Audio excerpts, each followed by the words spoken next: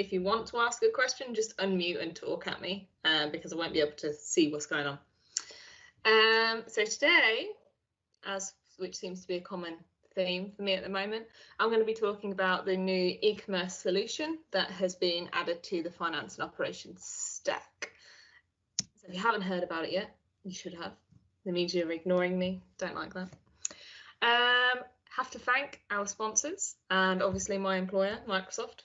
They're all doing great. And 365 Saturday, because I don't like having a personal life. This is exactly what I want to be doing on my Saturdays, talking to you about Dynamics 365. So all I will say, as we were talking in the break, if you don't want to get hold of some lovely pink merchandise, which I'm going to try and steal, make sure you go and register to win the cool stuff that's going on. If you register anyway and win and you don't want it, feel free to send it to me. You know, absolutely putting that out there. And also make sure to register for the Club 365 because there's a lot going on there and it's really cool. So if you don't know me, it means you wasn't at our session earlier, so just holding that against you straight away. I'm a partner technical architect at Microsoft, which means I work with Microsoft partners to try and make sure that with all of our customers, you get the most out of your system and your licenses and everything that you buy with us. Feel free to reach out to me on LinkedIn and also Twitter. Both of them I frequently share free events that we're running, training, education, anything. If you feel like there's actually a gap in any of the events that you're seeing being run, literally let me know because I can help set something out, and I just constantly want feedback from you guys to make sure everything that we're doing is relevant and available. So yeah, feel free to reach out and say, oh, do you know what, I really would like a session about this, and we can do that. Or if something's really annoying you, you know, you can let me know as well because I get to moan at the product group, so it's loads of fun. But today we're going to be talking about e-commerce. And first off, I'm going to talk about, you know, what even e-commerce is, how it all works. I'm going to try and keep it non-technical for everyone, but also have those technical influences just in case you are interested, because there's a lot of cool stuff going on there. What difference e-commerce makes to a retail implementation, because for quite a few years now, we've been selling retail as a HQ and POS solution. So just really for anyone who's converting and trying to understand any differences, talking about the implementation journey. And then actually I'm going to stop showing you PowerPoints because you've been sitting watching, you know, or nobody really wants to sit and watch PowerPoints all day. So I'm going to go and show you e-commerce and show you the changes and how it really feels to even use. And then I'll do a bit of a Q&A. See if we can actually get a question out of you guys. You're all too silent, so I'm going to challenge you all. Let's try and get some questions in this one. So this screen looks crazy and it's not pink enough. I did try, but I'm going to fix that as this goes along. This looks awful, so you probably won't at start think, oh, what have you done? So this was what you would have normally had as your HQ offering. So anyone who has previously implemented Dynamics 365 for retail or any customer that has it, this is actually what you already have. You have the ERP offering of Dynamics 365. That is a combination of supply chain, finance, human resources, and the headquarter office of Dynamics 365. If you've been really cool, what you've also done is you started setting up that POS point of sale solution in your local devices in your stores, so your staff can use that for any of their transactions and their stock management. And then in the middle, actually, what you have is what we call this commerce scale unit, which is a bit like your processing engine, making sure that everything can talk with each other. What I'm going to then do is flip and talk about ultimately what's going on in the background here with service management and maintenance of this infrastructure, so you can get an understanding not only of what it is, but also how it works. So first things first, let's go to lifecycle services. For anyone who doesn't know, this is where for finance and operations, you pretty much do your environment management. It's where you can build them. It's where you can sort out the updates. You can schedule them. Really quite critical when it comes to business functions in production of how you access your environment, you manage the infrastructure, and you manage the update cycle. That, got some pink, is actually something that we auto update for you. It's zero downtime. You never have to worry about it. It's just always there, up and available for you to access, to manage and see what's going on in your environments. And really, really critical to make sure that you are having a look and seeing what's going on. When it comes to your back office, it's slightly different, because actually what we have here is it is auto update, but it's scheduled updates. So for every month that we ask you, basically within Lifecycle Services, tell us when the best period of time is for the downtime for your machine. And then 8 months a year, we will use that day of every month to have the downtime of your environment, to do that production release of the code and make sure you're updated and you're on a supported version. It is 8 months of the year, because the other months we're trying to work on our big functionality and big features. So we have a bit of a gap between them to make them manageable. And also, you don't have to take every single update of every month. You can pause it up to 3 of the most active versions, which means you can choose to only do 2 updates to 3 updates a year. So it just makes it more manageable for any support teams and service teams. And the downtime at the moment in production, you do get half an hour approximately downtime for that, which we are working on as well. We want that to go to seamless. We don't want you to have any downtime. Obviously, this is a really critical environment and infrastructure, so we don't want you to have that impact, and we're really working hard to make sure that happens. When it comes to your in-store POS components, they're also self-update, and these are slightly different. So anyone who had Dynamics 365 for retail, you also know this, you can actually be up to 12 months, within 12 months of the current version.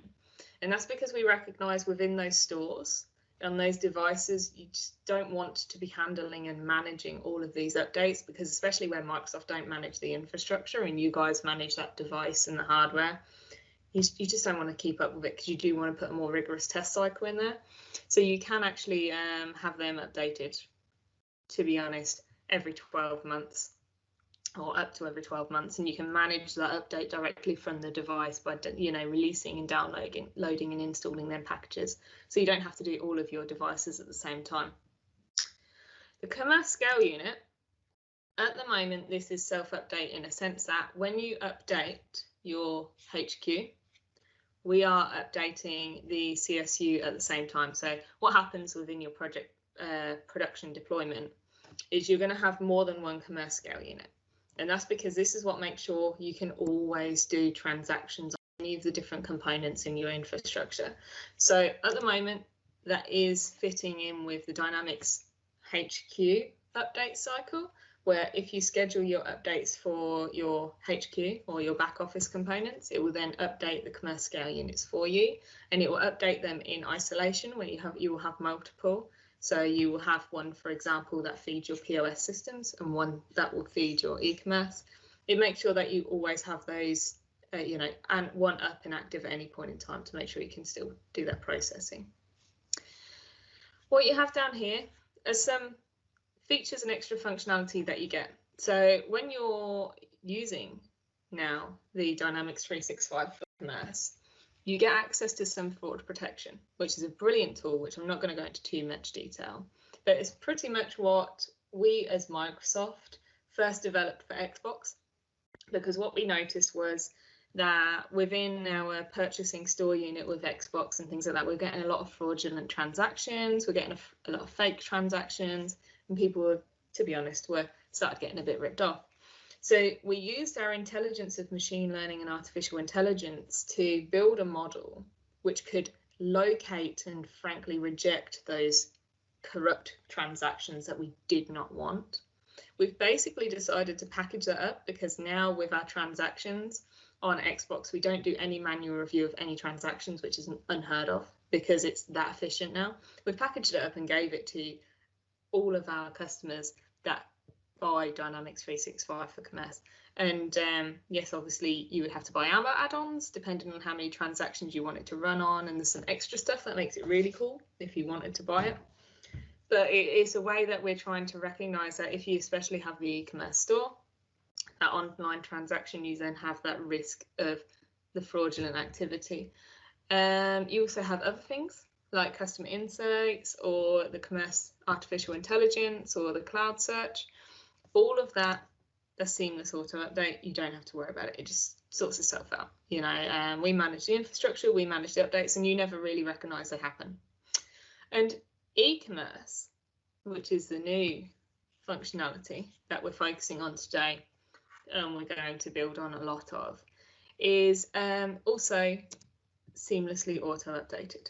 So you never get downtime. You will never recognize or need to really think about it when you put your front end web store on our e-commerce offering. We make sure it's constantly up to date. We make sure it's constantly secure. We make sure it's constantly available. And also all of the infrastructure that underlines it. It's all absolutely within Azure, which you would expect. And it's all completely scalable. So it's managed and structured to start taking the load of any requirements that you may need. So when you're talking about retail customers, for example, Black Friday, we're starting to manage that and manage that infrastructure to get the natural scalability that you can get within Azure offerings, within the Azure components. And that's why we fronted our e-commerce offering within our Azure infrastructure, which means that you don't have to actually worry about that stuff.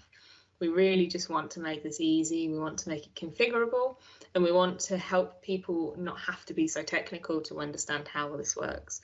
And that's really a key theme of the message that I'm going to try and put on the table throughout this conversation, because I want to be able to show everyone that it doesn't actually really, you know, it doesn't need anyone that's necessarily too technical to do this and to use this tool and use this solution. And all of the integrations between all of the different components that we're talking about here, they're all standard. So there's nothing that you as an organization or you as a partner or you as a customer, you don't have to do anything to make all of this talk. This is all something that is managed by Microsoft. We have set it up. If you use the e-commerce engine, we have set up that talking to the HQ. If you use the POS system, we have set that up to talk to the HQ. If you'd wanted to do an end-to-end transaction and use all three, you don't have to build those interfaces. And this is one of the key areas where we're trying to show that it's competitive and that we've got the market offering available, because actually that's quite rare if you're using some competitor products, which you can do because this is a headless commerce engine. So if you did just have the HQ, or you had the HQ and the POS system, you could integrate that to competitor e-commerce offerings if you really wanted to. And we have all of the APIs available to do that. But that's extra work because you would have to do that interface, which we don't have to have. This is now pushing it back to, okay, what are these key differences? What do you really need to worry about when it comes to e-commerce? And it's talking about the core implementation journey, really, the core components of what you have to do when it comes to a customer and when you're trying to get them live. Always, you have to do that initiate phase, you have to get your licenses, you have to start doing that base requirements analysis, you have to figure out what you want from the system. So that's really important. Then obviously you do the physical implementation, you start doing your configuration. So you have to really focus on how you're going to design those business processes. You then have to prepare that. You have to go through your UAT cycle, make sure you've done your testing, make sure your business and training and adoption is ready. And then you go live and you do your operation. So that's what is normal standard project process that you always had to do with retail. So now I'm going to ask, well, what's the difference? There's no difference. So when it comes to e-commerce, when you add it onto your project phase, there's a couple of niche differences that you would have to have considerations. So, for example, when you're setting up your online store within the HQ, you do have to be conscious of your product hierarchy and things like that, because actually that's what we use to help us structure the e-commerce site. So what I will be showing you later is how that works. But when it comes to the actual implementation and how you do it and how you do your methodology, there's not actually any real difference. So although you're doing a larger scope and you're adding this extra component, because it's all Microsoft, it's all seamless, it's all the integrations are there, we're not adding anything extra that's really complicated that you have to manage. We've done the whole setup and integration of it to try and keep it as simple and basic as possible and make sure that ultimately you get everything you want and you get everything you need without adding too much overhead to the actual implementation of the solution. So what I'm going to do now is go over here and we're going to, let me get that one, we're going to have a look. So one of the key things I always point out, just because I think it's easier for anyone who knows finance and operations and understands lifecycle services, you'll be used to the environment screen and how you manage it and manage your users. And I just like to show everyone where and what you would do and what the difference an e-commerce add-on makes. And literally it is this.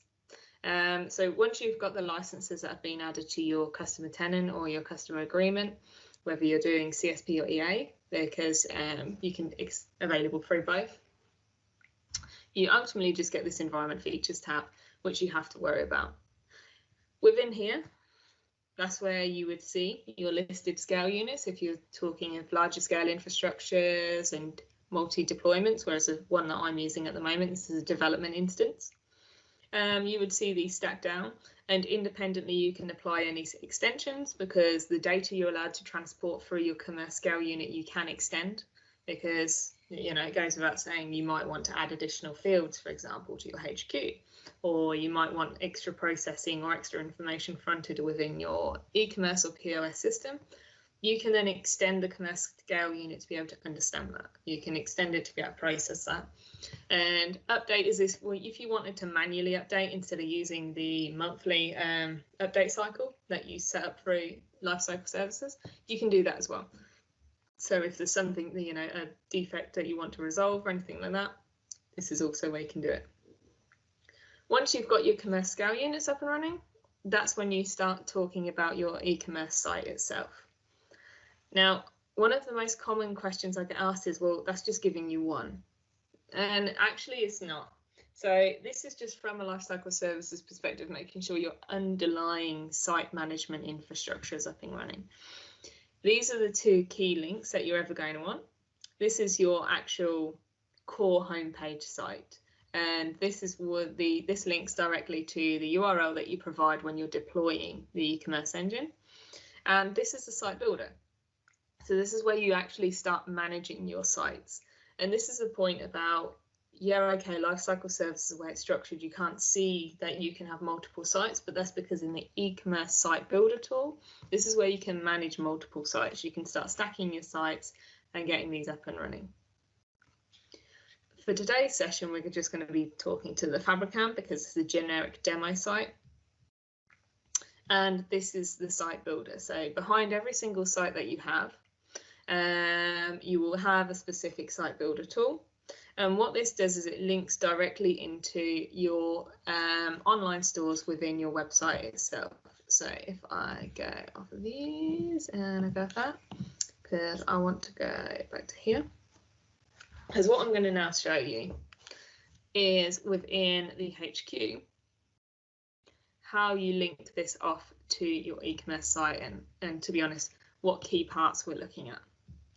So within your HQ, or anyone who's a customer who uses Dynamics 365 for finance and operations, this is sort of more what you will see. In this environment, I've only deployed retail. I haven't deployed the finance, supply chain or project functions. So what you'll see in my modules, not a lot there. But what you want to see here, if I go into online stores, this is where you start linking your actual stores that you've created within your HQ to this e-commerce site that we've deployed and we've got available here. So within my HQ, I've got my AdventureWorks online store. And here, what I'm setting up is my core store information, my payments, I've got my catalogs and my products, my price groups. So what you've got here is all of the core basic back office functions and also the live channel database, which is starting to push and pull that information between the different between the different applications that links in through this commerce scale unit. What you set up in your HQ then directly goes through your commerce scale unit, and then what you'll start seeing here when I'm in the e-commerce site builder, for example, is my product hierarchy. Now this hierarchy is identical to what I've set up against my online store and what I've set up against my core hierarchy within my HQ. And this is one of the slight changes between what you would get of retail historically and where we are now with commerce today. Because the whole concept of commerce in a day or e-commerce in a day is if you are a customer who has HQ up and running already, you've got your configuration up and running already for your stores. Well, actually what you can do is you can buy the e-commerce add-on and already be at this point, because you've already got all of your base back office function up and running. And the add-on and the directions that we've set up means this information's already here. So you don't have to go and do any direct integrations. You don't have to do anything crazy or anything special. What you already have set up within your headquarters, all of the configuration that's there for how you accept and manage payments, there's only mild adjustments that you would need to make to actually then have your e-commerce site up and running to an extent. Because your product hierarchy that you can see here, if you start looking and saying, okay, action sports, apparel, camping, well, what have we got? Action sports, apparel, camping and hiking. And this is directly linking the hierarchy that you've set up in your HQ, gone through to a visualization within your back in site builder, which then also navigates the structure of your e-commerce hierarchy. And these are the type of shortcuts that you have if you have the right structure within your core back office function. That means that suddenly going from and building an online store from what you've already got set up in your HQ, well, that can happen like that. And it can happen really quickly because you don't need to go and do anything other than that. You can switch on and build this, and you can give it your URL that you've already pre-purchased. And then, well, okay, your core structure is already here because you're using what you already have available within your HQ, that data you already have. It's got all of your products. It knows all of your assets out there. It knows all the information about how you want to take your payments, everything like that. And it's just then natively pulling that and putting that into your e-commerce offering. You don't have to go out and figure that sort of stuff out. The caveat is, if in your HQ you have got a more complex structure that you wouldn't necessarily want to front in your external site, well, then you have to go and do a little bit of a tidy up. So by trying to make these efficiencies in place, you also have to understand that the core data, if you don't really have the data in the right structure in your HQ, you're not going to have the right structure that you want in your e-commerce engine either. And the problem that you'll see most frequently within an ERP is most business units aren't used to working together. Finance will want their own hierarchy and structure. Supply chain will want their own hierarchy and structure for their warehouse management, their product management. Well, it's the same now because we're adding on your content providers, your structure for your external facing customer website.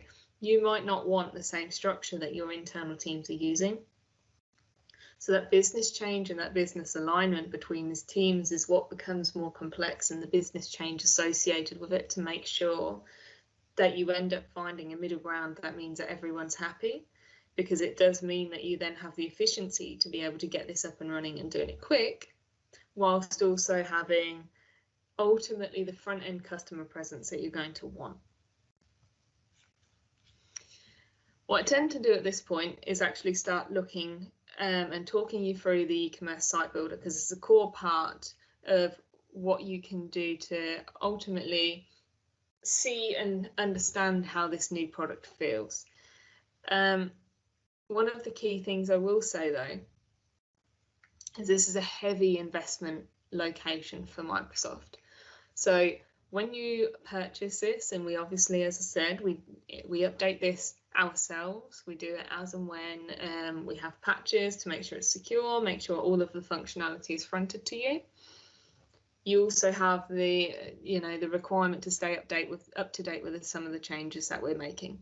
So there is the balance in the full SaaS model where we are providing the updates and providing the updated functionality and making sure your business is adaptable and understanding the, the changes that will need to be made to keep the product up and running to how you want it.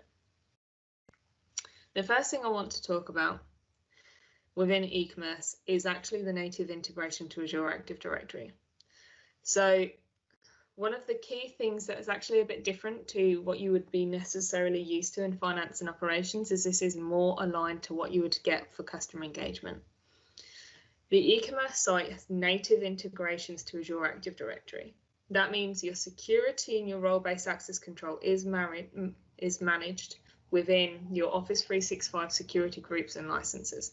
If you don't have those managed properly and if you're not using them, you can't have access to the e-commerce engine.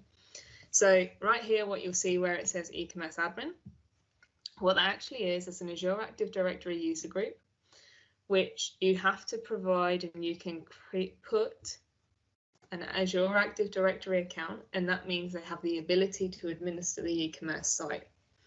What's also interesting here is in the actual site, what you'll see is we have sign-in functionality, and I can show you this. When I'm a customer for my e-commerce site, when I'm creating this sign-in, so if I don't have an account, I need to create it.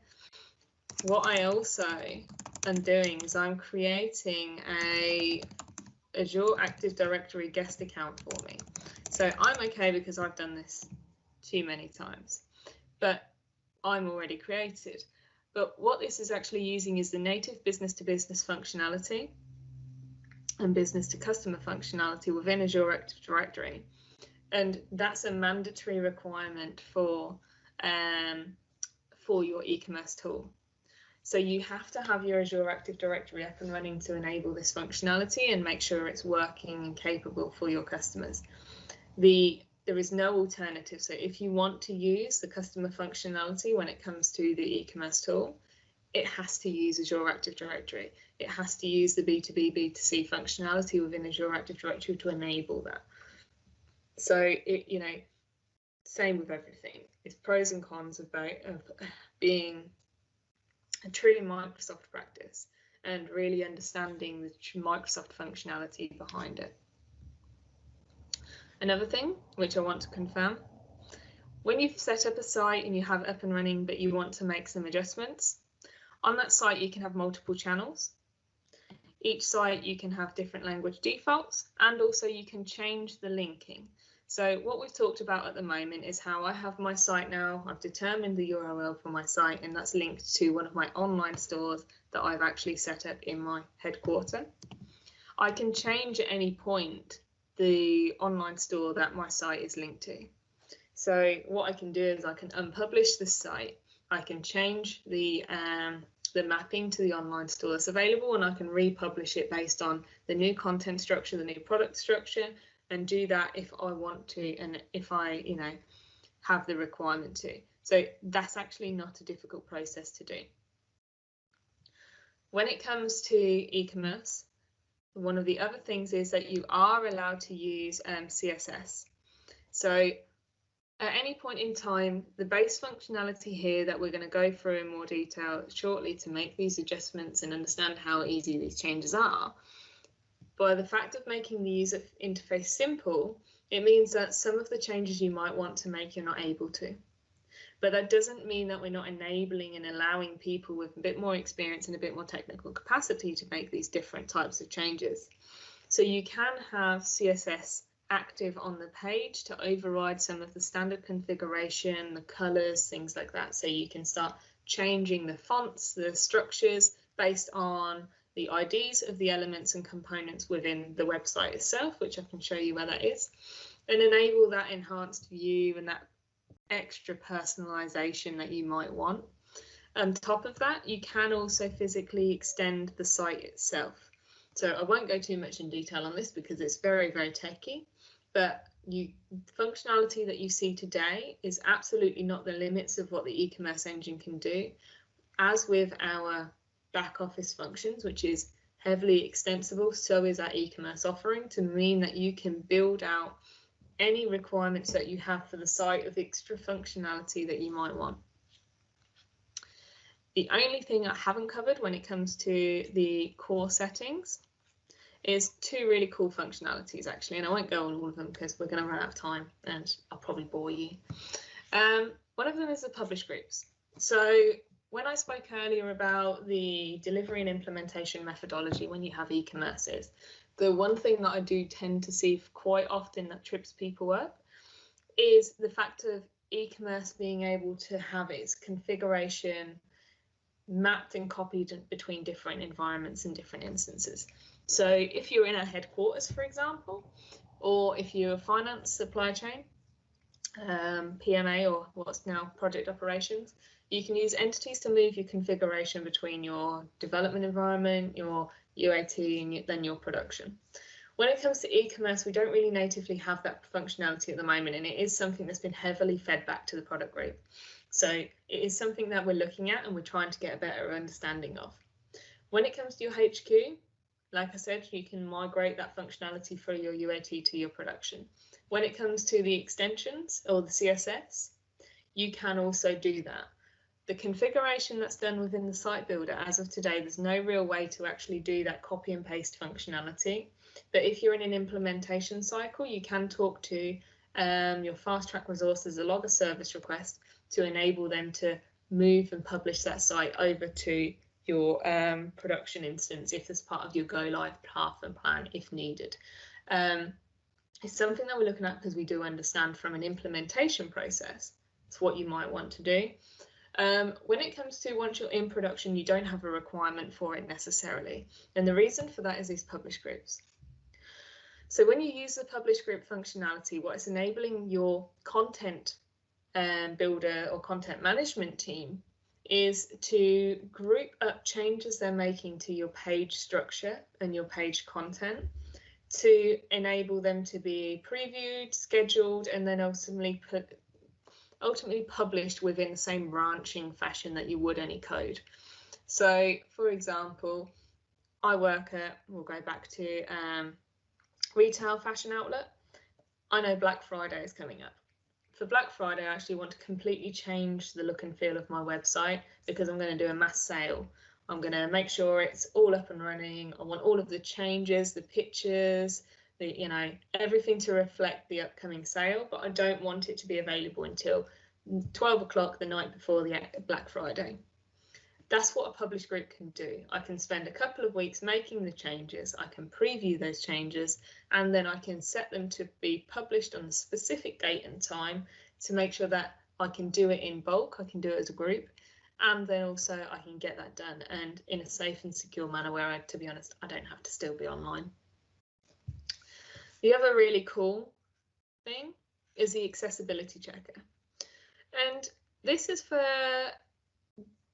enabling businesses to really think about and consider their customers that have specific disabilities.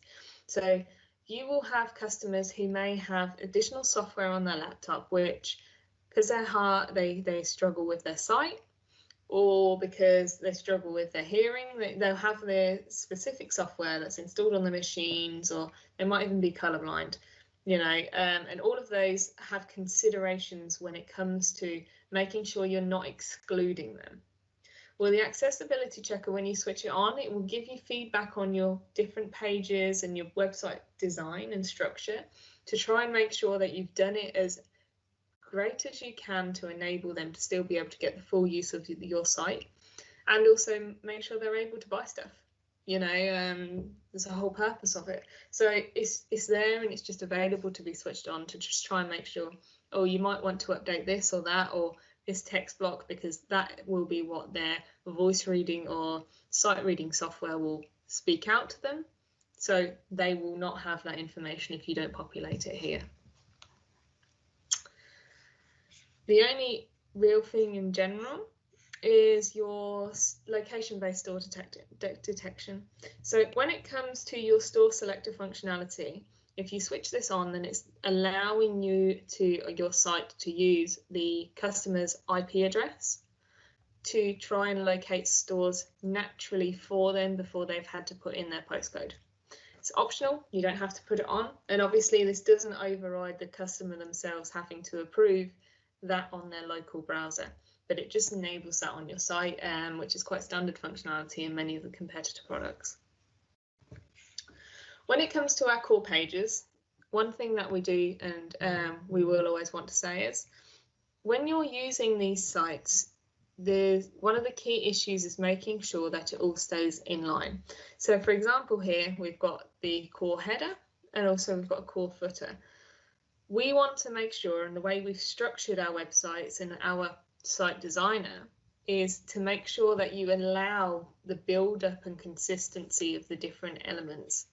So what you'll see here is I have what's called fragments, templates and layouts.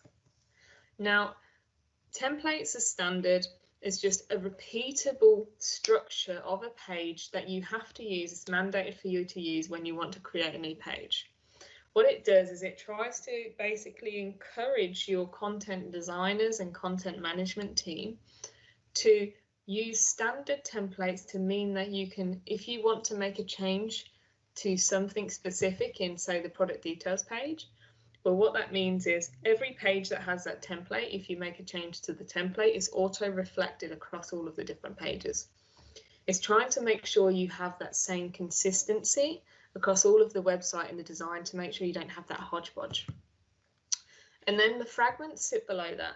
So the fragments themselves, what they have is, for example, you will see the footer.